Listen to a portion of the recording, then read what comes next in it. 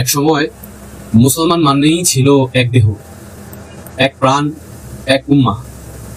কাবার দিকে মুখ করে দাঁড়ালে আমরা সবাই এক সারিতে, কালো, সাদা, আরব, আজম, কোনো ভেদাভেদ ছিল না। একজনের কষ্ট মানে সবার কষ্ট, একজনের চোখে জল মানে ছিল পুরো উম্মার বেদনা। কিন্তু আজ তারা আবার আমাদের ভাগ করছে, ভাইকে ভাইয়ের বিপক্ষে দাঁড় করাচ্ছে।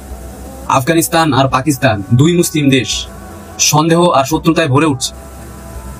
আর সেই সময় ফিলিস্তিনে আমাদের ভাই বোনেরা রক্ত ও ধ্বংসের মাঝে দাঁড়িয়ে বলছে লা ইলাহা ইল্লাল্লাহ। তারা উম্মাহর হৃদয়ের স্পন্দন, অথচ আমরা নিজেদের মধ্যে লড়ছি।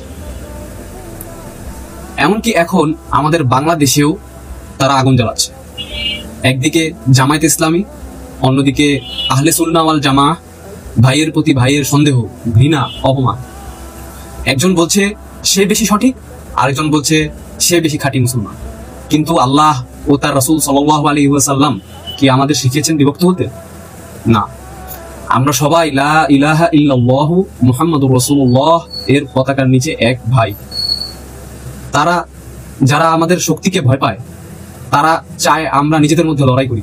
তারা ফান্ড দিচ্ছে, মিডিয়া চালাচ্ছে, আমাদের মনে সন্দেহের দেয়াল তুলছে, আমাদের বলছে একে অপরের সঙ্গে যুদ্ধ করতে, যাতে আমরা তাদের বিরুদ্ধে দাঁড়ানোর সময়ই না পাই। ভাইয়ের রক্তে ভাইয়ের হাত রাঙানো ইসলাম নয়। আমরা একে অপরের শত্রু নই, আমরা একে অপরের রক্ষক।